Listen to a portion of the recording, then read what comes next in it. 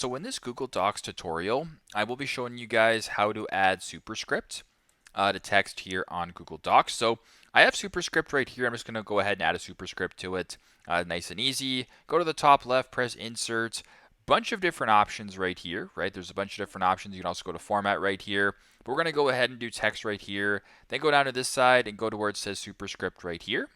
So once you're here, you can go ahead and type in Superscript or whatever it may be. So for example, if you want to, let's just go to formatting right here, clear formatting. I will just go example, and let's just say I wanted to square this. Let's just go ahead and make it larger as well. Let's say I wanted to square this right here, whatever it is, format, text, superscript, squared, and there you go. So pretty simple, pretty straightforward. That's how you guys can add Superscript on Google Docs. Thanks again for watching, and hope this helps.